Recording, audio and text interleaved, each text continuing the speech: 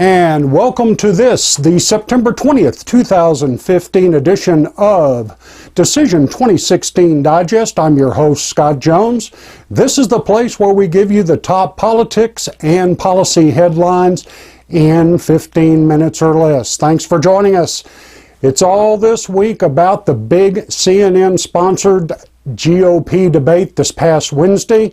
A lot of fireworks, a lot of back and forth, a lot of criticisms of both the candidates and the network. So let's get into it. I think one of the highlights of the debate was a retort by presidential candidate Carly Fiorina. If you recall, last week we talked about his kind of unfortunate comment about her looks, claiming he was talking about her persona.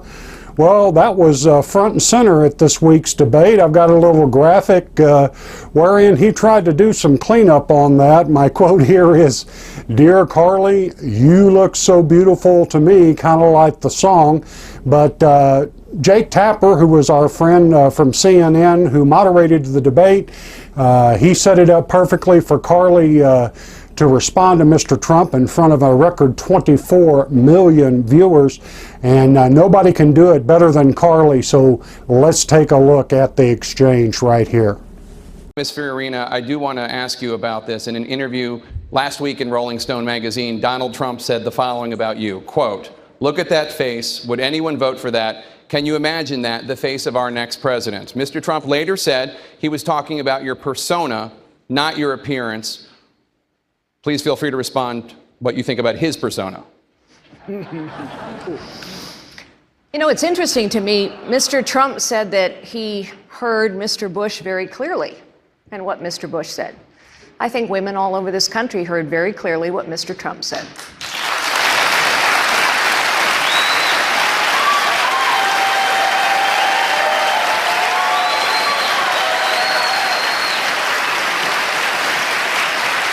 I think she's got a beautiful face, and I think she's a beautiful woman.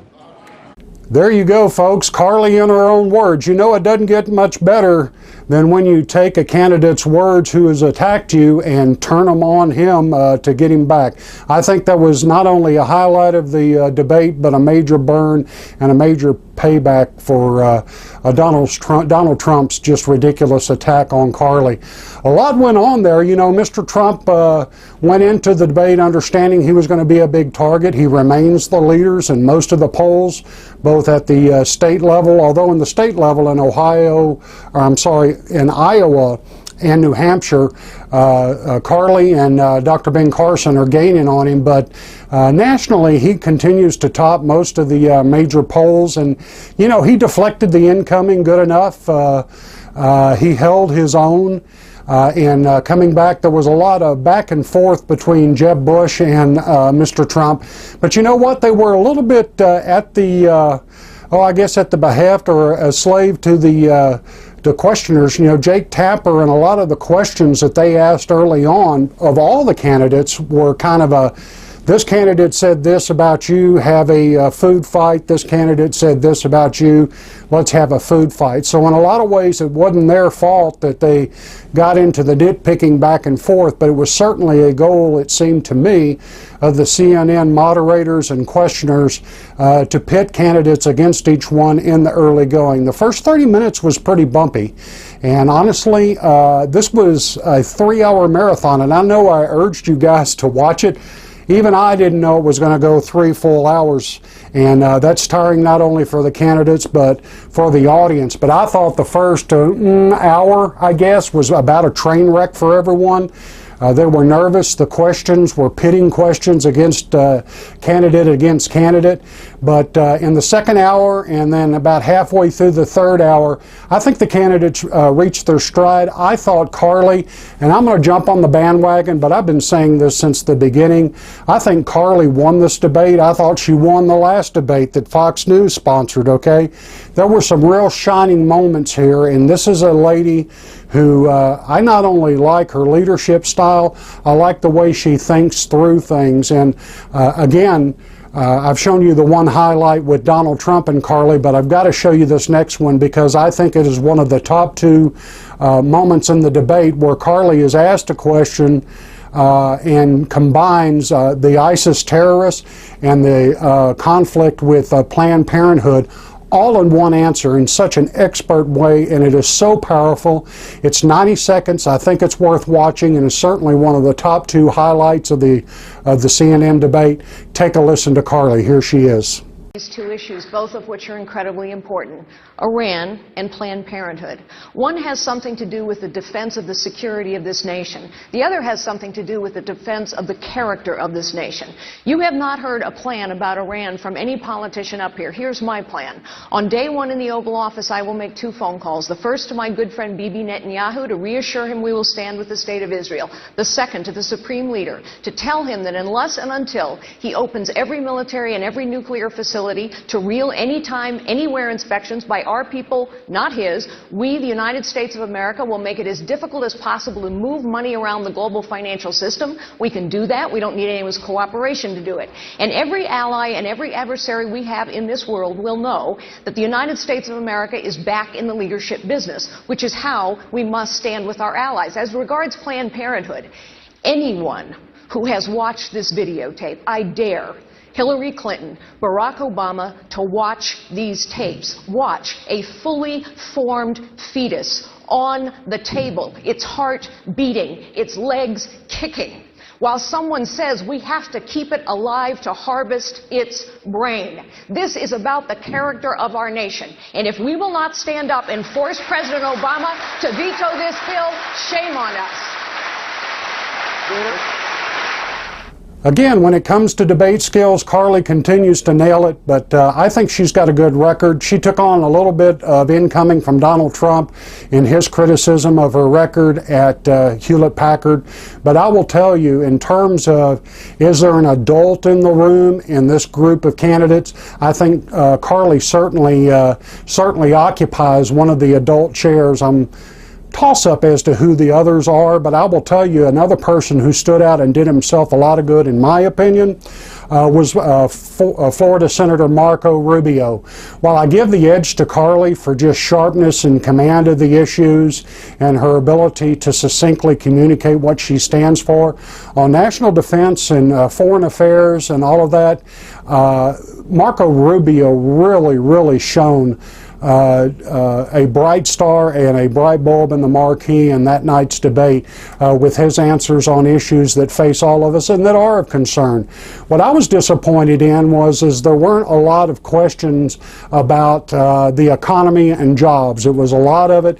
Again, the first third of the debate was CNN trying to bait candidate versus candidate, but there was a lot of concentration on foreign affairs, some on the Planned Parenthood thing, but precious little on the economy, and I think that was a disappointment. But Marco Rubio certainly was cream that rose to the top, if you will, during the whole debate. Others didn't do themselves any major harm. Some were non-existent. I think the CNN format was unfair to Governor Huckabee and to a lesser extent Ted Cruz. I thought Kasich was flat, although he didn't do himself any harm. If you're a rhino and a pure rhino and a more moderate Republican, Kasich is very appealing. He's done a great job in Ohio. He is a good man, but he has certainly got that tag of an insider and had a flat performance. Rand Paul, to me, is just fading. Trump took a cheap shot at him about why are you even here? You're barely at 1%. I don't like the cheap shots. I thought it was childish, but it is a legitimate question. I don't know that Rand Paul did himself any help in the CNN debate and was rather non-existent. Moving on to the Democrat side, Hillary Clinton continues to struggle with this newfound spontaneity and warmer, more engaging Hillary. She did a stint on Fallon, which was mediocre compared to Trump's appearance. What was striking to me is there was an interview she did with Wolf Blitzer on CNN, and he asked her what's her single most proudest accomplishment during her tenure as Secretary of State in the Obama administration. She hesitated for a minute and basically said buy her book and read about it, and then went on to rattle off some kind of secondary and tertiary things she'd done all the way back to when she was First Lady. You know, if you're Secretary of State for 4 years, you might ought to be able to pop off what your top accomplishment is when a national news interview occurs and an anchor asks you that question, but that's just me. People continue to protest, especially on the hard left and the more progressives, and those would be the Bernie Sanders supporters and all of that. She was at a university in New Hampshire this weekend, and so was Debbie Wasserman Schultz, chair of the DNC, who almost got shouted down off the stage by supporters wanting more debates. The first debate for the Democrats it until like October 13th or 14th or something like that, and they're only having 6 before the caucuses. That's not very many compared to the Republicans, and the crowd counts for Hillary are down way low. Sanders is pulled ahead of her in Iowa and New Hampshire, and they were really disruptive on campus to Debbie Wasserman Schultz and even Hillary Clinton about her dodging more debates with O'Malley and Sanders. It's been real quiet this week on the Joe Biden front. People are still speculating that he's pondering a move into it. The latest I heard is it may be October. I know it's getting late for him, but in October he could essentially miss the first debate and still jump into the race and be a contender, so we'll keep our eye on that. In other news around the political policy world, Donald Trump came under fire. Though he had an open town hall meeting, and I swear the person who asked this question about Obama and accusing Obama of being a Muslim and an Arab and not a U.S. citizen, Trump has come under fire for not correcting the questioner. I think the guy was a plant, either from the Sanders or the Hillary people or somebody. He almost sounded like an actor, but I think Trump is unfairly being criticized for not calling out the guy and correcting the guy when he suggested that Obama's a Muslim. And in the Muslim world, being called a Muslim is not an insult. But anyway, it gave the media something to talk about. Trump has tweeted about it. He hadn't done a very good job defending it. I could have advised him better, but I will tell you that's dominated the headlines this weekend and probably into this week. I question the fact whether Donald Trump has an obligation to defend Barack Obama, but leave it to the media to make something out of it. Again, the first Democratic debate is going to be in October. Keep your eye out for that. I think it's the 13th or 14th. Coming up on Monday on my show, I actually have CNN's chief political correspondent, Dana Bash, who was one of the questioners at the CNN debate this last Wednesday. She's going to join me tomorrow morning on my show. You can tune in live, 10 a.m. Eastern, 9 Central, at the 405media.com and listen to Dana and I as we go through a rundown and kind of a post-mortem from her perspective on how all the candidates did in the debate. Well, that about wraps up all of the policy and politics headlines of the week. Before we go, be sure if you enjoy what we're doing here, please give this video a thumbs up and certainly subscribe to the channel. It lets me know you appreciate what we're doing here. Also down in the description, I have a direct link to my radio show site, popsradio.com.